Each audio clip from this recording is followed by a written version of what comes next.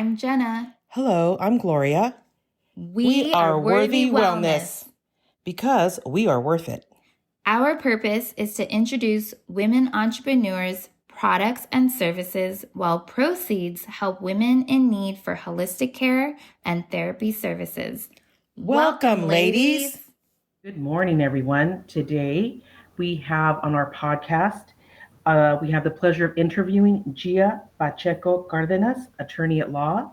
Gia is practicing with the law firm of George B. Pcheko and Associates out of Los Angeles. Gia is a member of the United States District Courts of California Bar Association. She's also a member of the Los Angeles County Bar Association, Beverly Hills Bar Association, Mexican American Bar Association, and the Whittier Bar Association, where she has served as treasurer, secretary, vice president, and past president. She now serves as an advisor to the board. She is also acting secretary of the Montebello Police Canine Association, a nonprofit group dedicated to helping find resources for the Montebello Police Department Canine Unit. Gia, it's a pleasure to have you here today. I'm so excited to have you. How are you this morning?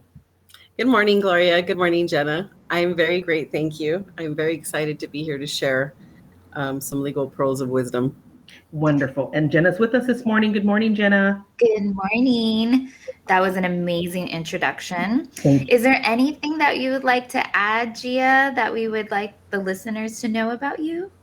So two things. I'm coming up on my 10-year anniversary of practicing, and I always said that I would reflect back on the 10-year mark, and I can't honestly say that I've chosen a more rewarding career.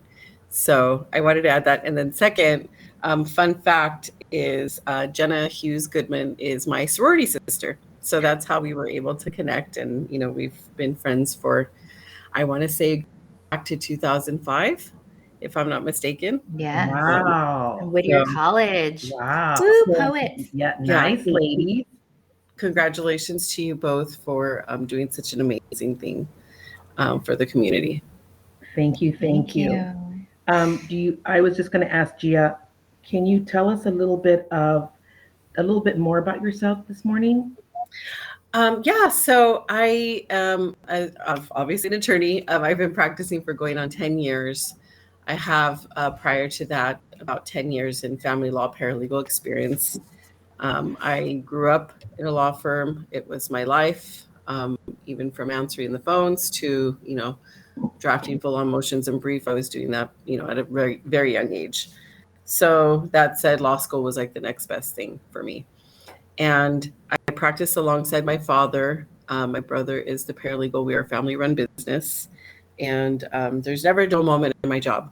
I handle general practice matters, but specifically emphasize family law, estate planning, probate, trust litigation, and I do some real estate and civil matters as well. I have a property management background. I was a manager of properties for about 15 years, I want to say, approximately. And so that was able to be useful in my eviction defense and plaintiff side of my practice. So that's kind of a summary of what I do. I mostly get referrals for family law because it is my passion. So I love that. So now I'm going to ask you, excuse me, tell me some fun facts about you. Some fun facts. So I just got married on October 1st of 2022. Yay. Never have I ever thought I would get married, but you know, it's funny when you least expect it, it happens. And I married my childhood best friend. So wow, that's wonderful. So we reconnected years later. I have a daughter who's 11. She'll be 12 in a few weeks. And she's my miracle baby. And I have 3 stepchildren, my son, Zachariah, and 2 stepchildren, Genevieve and Alexander. So together we're a blended family. We make a full house. But it's very rewarding and life is happy right now. Wonderful. Okay. And congratulations on your recent wedding. Thank As a you. newlywed. Thank you. Well, you know what that's like, right, Jenna?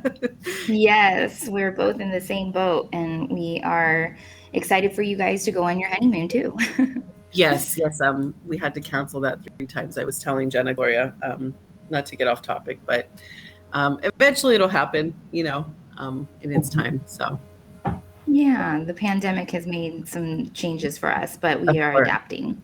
yeah. So, as you know, we are Worthy Wellness, and we let the listeners know about some wellness tips sometimes and products and services as applicable to women in need. Do you have any tips for wellness by any chance? So, as far as winter wellness, and I want to kind of stay focused on maybe the family law aspect of it, right? Many people have already resolved to um, change their life and maybe make some big important decisions, right? Maybe leaving a bad situation. Maybe it's time finalizing a divorce, or it's time I start, obtaining custody for my children.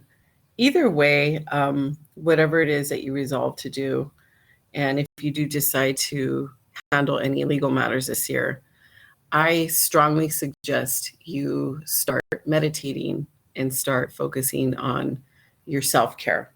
And the reason I say that is because going through something like that is almost like going through a death and a grieving process, right?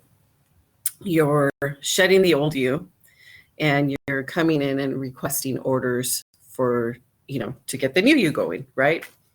And I think it's really important that you approach it with some ability to be able to just regulate your emotions. Because when you fight for something like defending yourself or protecting yourself, it's a very subjective experience and it's very exhausting. And if you don't have the appropriate care, it's easy to go into a black hole. And I know, because I see this from, experience with clients who haven't been able to pull themselves out of this quote unquote black hole, right? So that's where you both come in. I do strongly suggest to my clients that they seek services such as the ones that you and Gloria offer. And that would be my best tip for winter wellness, with the legal twist on it, so to speak. Thank you so much. I love how we're tying it in and making it applicable. And as you know, when it comes to healing and wellness, it's a holistic approach, whether it's for therapy services, holistic care, and then the legal aspect. So thank you so much. And would you like to emphasize on the services applicable that you can offer for women in need when it comes to these legal services? Right. So the term women in need, it's very broad, right? If I narrow it down to, let's say you're a victim of domestic violence, I can offer, through my practice, representation for filing the domestic violence restraining orders. Believe it or not, a lot is often looked at the protected party. There's also people who have filed what they call frivolous, domestic violence claims against women as well. And so I can also defend women who have been wrongfully accused of domestic violence. There's a huge abuse of the system. It's very sad when you find a situation where someone has filed it just to gain a competitive advantage in court. And when I say it, the restraining order to get a competitive advantage in court over custody, visitation, and just the person of the other. It kind of dilutes the message, right? So services that I provide is, let's sit down, let's have a talk, and let's go over your whole relationship with this other person. And I need, to know pretty much specific incidents and specific events that have taken place for me to effectively provide service. Now, sometimes that's not easy. So I rely on providers such as yourselves to help me facilitate that dialogue, because it could be a very traumatic experience. Like I said earlier, it's very subjective. I have had situations where I'm placing my client on the stand to testify in their pursuit of a restraining order. And when they hear the other party speak, they just shut down. So my goal is let's get you to a place where we can have a dialogue, and I can do it helps me better my representation if I know this whole story and I know these specific incidences. And an attorney really needs to know, because a domestic violence restraining order, and I'm talking your request between a party who's been in a relationship or a husband-wife relationship, that's the focus of what I mean right now. Somebody like that, has to have very specific incidents. So you have to have an attorney that knows the code, knows the changes in the code to the domestic violence law, and really knows the standard of proof and how to get your evidence in to effectively represent you. I think that's the kind of service I can provide to women in need. Great. And for your services, I know that there's fear involved, or perhaps a limitation on having money and funds to be able to hire an attorney. How can you speak to those that are a bit hesitant for attorney services? So if money is an issue, I know there's this idea out there that, oh, lawyers are expensive. Lawyers are, they just want to take your money. There's a really whole stigma, when it comes to an attorney. And I get it. There's a lot of bad attorneys also who have ruined the game for us, right? So to that end, there's so many resources out there. There's self-help clinics. There's the domestic violence restraining order clinics at Stanley Moss Courthouse if you're in LA County. Even just a consultation will kind of bring everything together, and you can find out the process of how it works. Now, I can take you through the filing process if you guys are okay with that. Normally, let's say you consult with the attorney, and let's say you hire said attorney. The attorney also can determine whether they're able to obtain attorney fees from the aggrieved party. There's statutory fees that may result depending on the relationship. And so that could be obtained too. It's just a matter of filling out the appropriate forms, right? So when you fill out the appropriate forms, you have to keep in mind the domestic violence family law code. And that includes, have there been any acts by the other party that constitute, abuse? And abuse is defined as molesting, attacking, striking, stalking, threatening, sexually assaulting. There's a whole laundry list, right?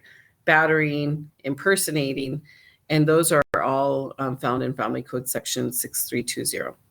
Now, in 2020, the law changed, and the legislatures added what they call disturbing the peace of the other party as a way to be abused, right? It's almost like they brought in this concept of, it doesn't always have to be physical. It doesn't always have to be verbal. It could be the form of coercive control. So this is your abuser isolating you, making you entirely dependent on you, gaslighting you.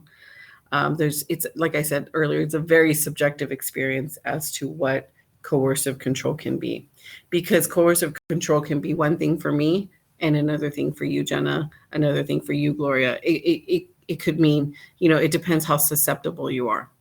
So that said, we have to make sure that we have those facts in there, and that as an attorney, it's really difficult. I can't tell you how the most difficult part of my representation of domestic violence victims is getting the whole story.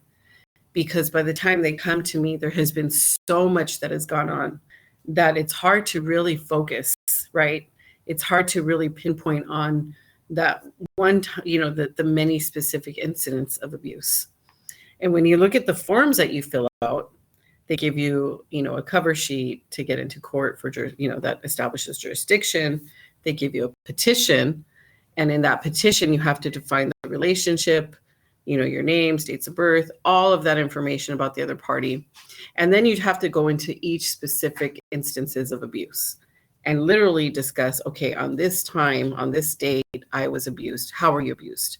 Then you discuss, your details about the abuse.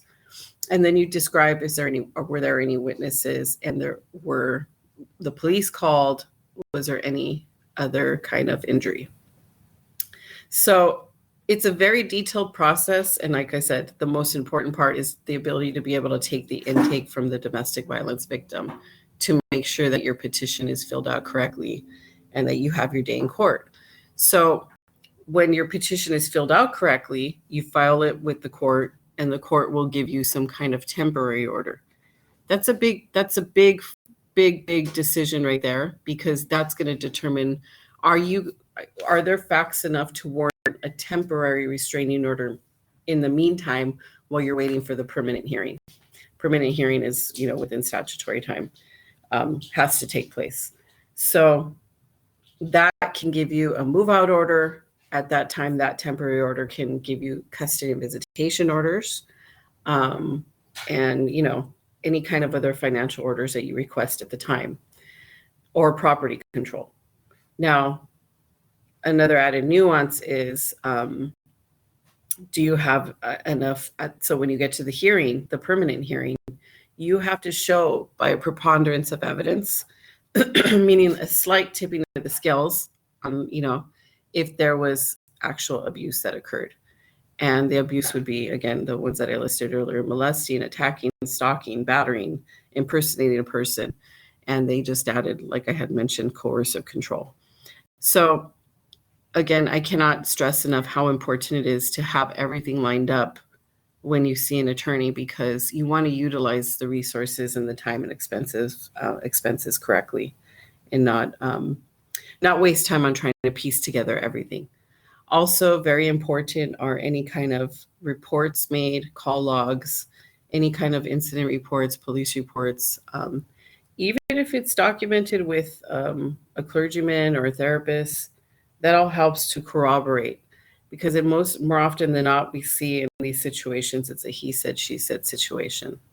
And I get a lot of situations where there's been years of coercive control by the victim, and they haven't reported it. And when you get to court, it's really easy to impeach someone who is unsure. And if the responding party lawyers up, they have their opportunity to cross-examine. And the he said, she said situations are really difficult.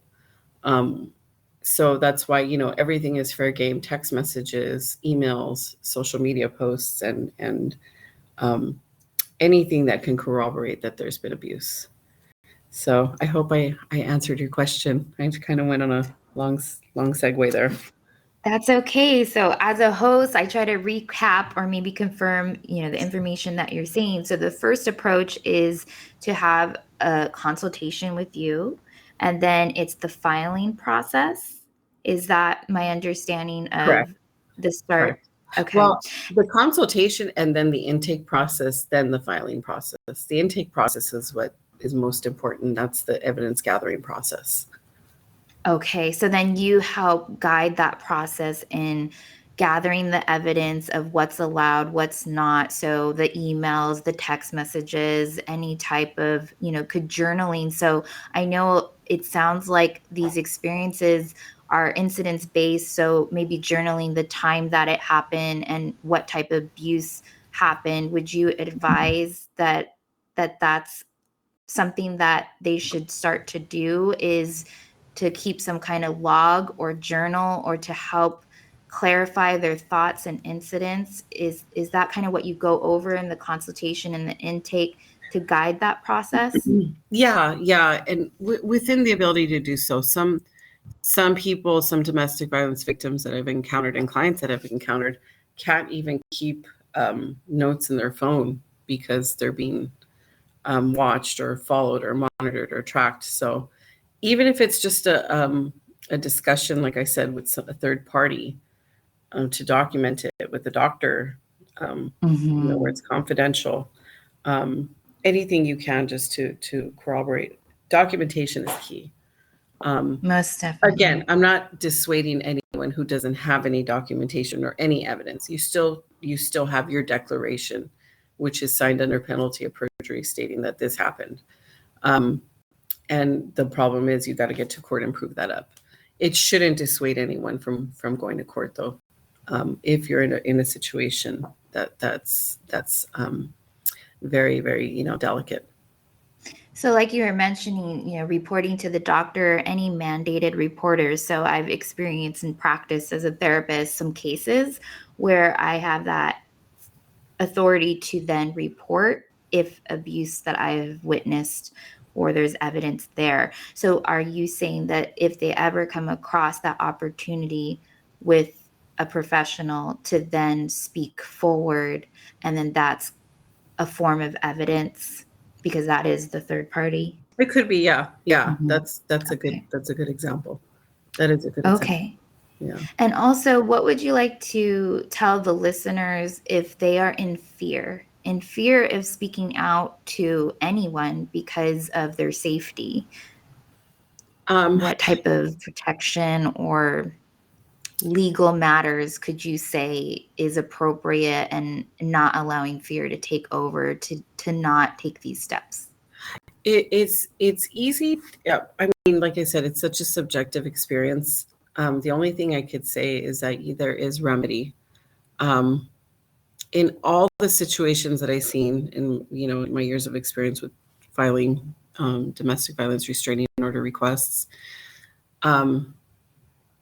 the abusers do have to stand up and do have to face a judge. And when you see that happen and take place, it's almost some kind of like come to a moment where you realize that that person isn't any Jesus or any kind of God. You know what I'm saying? They will have to answer to someone, whether it be police officers, a judge, an attorney who's cross-examining them. There are people who will protect you. There are resources out there like the domestic violence hotline. I know you have some resources on your website from what I recall. And as far as fear, you're just going to have to take the next step, because if you continue having that fear of taking the next step, then you're going to keep in the situation that you're in. And I have one active case right now. I don't know if it's too early for me to share that anecdotal case that I have. Okay, definitely. Sure. So I'm going to call her Allison for just to protect her name. But she was in a long-term marriage. She came into the marriage with children, and she became financially and emotionally dependent on her husband. Her husband was well established in the city of Downey and had, various properties, had 2 businesses, and was really, really a prominent person, I should say, So she was afraid of him. And he started abusing her 1 year into the marriage. And 1 year into the marriage, she started realizing, what he was doing. He was controlling her credit cards, controlling her money. Even though the children were her children, he would gaslight them and make them turn against her. There was a situation where they had a huge fight, and he hit her so hard that he broke her jaw. And he was arrested for domestic violence, and he was taken to jail, did his time, and she obtained the restraining order, and they filed criminal charges against him. And when it came time to testify, Allison changed her story, and Allison went on under oath and lied and said that she wasn't abused, it was all an accident. She fell, and the transcript was pretty disturbing because it was complete opposite of what the police report said.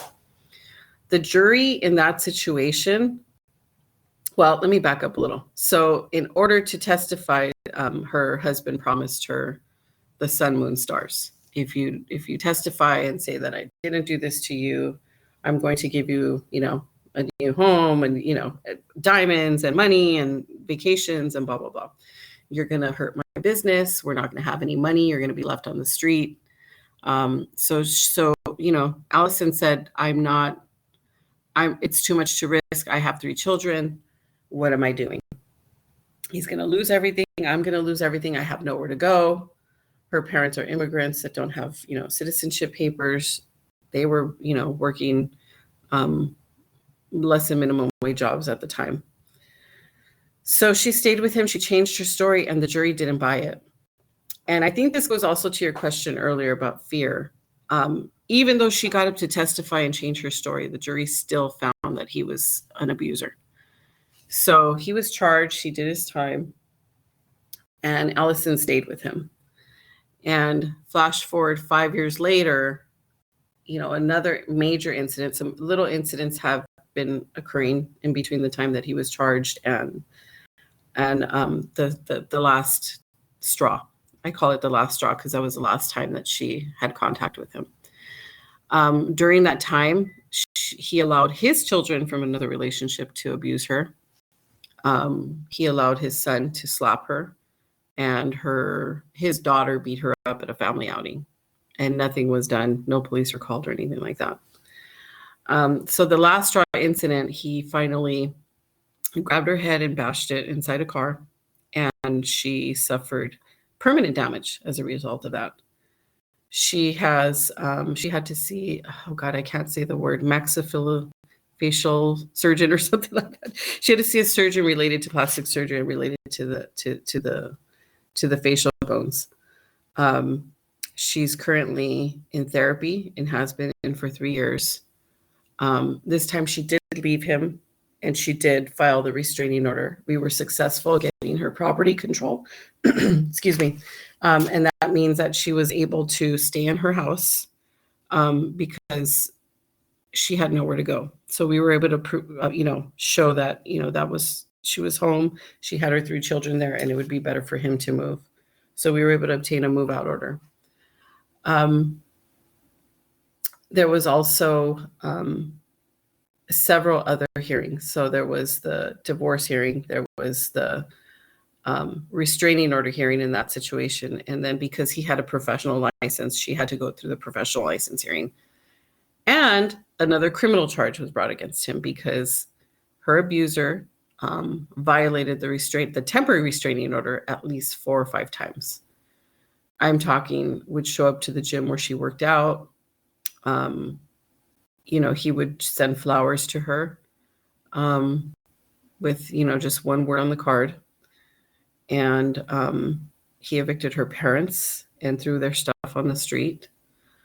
So he was disturbing it because he had gotten away with it before. It was almost like he was above the law. So he was arrested for violation of the restraining order. And we are currently up for the permanent restraining order. So they issued her the permanent restraining order, but it expires this year. So we are pleading to the court that the restraining order she was issued in the criminal matter is going to expire next year. And we're asking for a permanent order for life because of the severity of the violations and because he was arrested for violations. So that's a story that that's one of my most significant domestic violence restraining order stories because of the length of time that passed, and she allowed him to do this to her. But it took a long time for Allison to finally heal herself. And now she's empowered. She's going through counseling. She's going through her medical appointments. Trying to fix what was broken on her face. And she's become stronger and stronger every day. Every time I talk to her, she's stronger. So that's one of my stories. Yeah, it's pretty sad. Thank you very much for sharing the case. And I feel that this case kind of shows different parts of, restraining order, the process, what a victim survivor faces, how they maybe go in and out of it. And I feel like this is a good example and case to explain this full lengthy process. So thank you for sharing that. And it's good to have the listeners hear from you because sometimes we never get to experience or hear about these cases because it is confidential and it is within the own person's case. So this is good that we have this podcast to share and that there is resources out there, and that you are going to get Gia's contact information for legal advice. You can also seek my services for therapy services or for DV advocates, and then for holistic care through Gloria's nonprofit. So thank you so much for being a guest on our episode today. And this is anything else that you want to add, Gloria, Yeah, I my mean, co-host? I just want to thank Gia today. I was listening intently because that was some wonderful information that you shared. Very informative. I know it's going to resonate with a lot of our listeners, because they're out there and they don't want to come forward. But if they know that um, they've got attorneys like you that are kind and willing to work and understanding and know the process, that's going to make a lot of difference with a lot of women and men. So I'm really grateful for you, just coming on today. And Gee, I just wanted to ask you, you have a gratitude offering. Do you want to talk a little bit about that? What you're going to be offering, your gratitude offering for our listeners? Sure. And thank you for having me. I do appreciate you both believing in me and my discussion today. I had offered the gratitude offering a discounted consultation for any of your clients of who are going through domestic violence situations. So, do you want me to provide the contact info Yes, or? I was just going to ask you if you'd be so kind as just to let our listeners know how they can contact you. That would be wonderful. Sure, sure. So I work with the law offices of George B. Pcheko and Associates. As I mentioned earlier, it's a family-run firm, and we both have experience in the matters of family law and domestic violence restraining orders. Our phone number is 323-726-1082. Our website is www.gbp, the number 4, law.com. And they can contact, they can go through the website and submit an email, or clients can call the phone number and just ask to set up a discounted consultation. They do have to mention All Care. And is there another organization that they should mention, Gloria? They can go ahead and just mention Worthy Women Warriors, or they can Worthy Wellness. Worthy Wellness or Worthy Women Warriors. And my office will know that that they were sent by this podcast, and the discounted consultation 50% off. Okay. And I put half off because sometimes our consultations change over time. So I think at this point, any help, any assistance they can get, they will be more than grateful to have. So I think that's wonderful. Thank you. Thank you. And when it comes to finances and our charity events for nonprofits, that's where the fundraisers come into play. And we don't want finances to be the limitation of getting help. So please seek out our services, and we can help with funding if that is something you're needing help with, to seek this consultation and to start this process. So thank you so much, everyone. Thank you, Gia. Thank you, Jenna. It was a pleasure to have you on our podcast this morning with all your wonderful information. Thank you so, so much. Thank you for having me, ladies, and continue the fight. Thank you. Guys are doing a good thing. Okay. Thank you, everybody. Thank you for listening. Thank you, Jenna. I wish everyone a blessed and beautiful day today.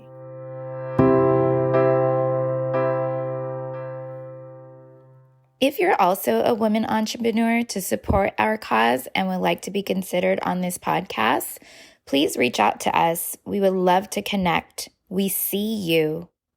We want to connect, empower, and inspire others. So please call or text or even fax 949-793-8781.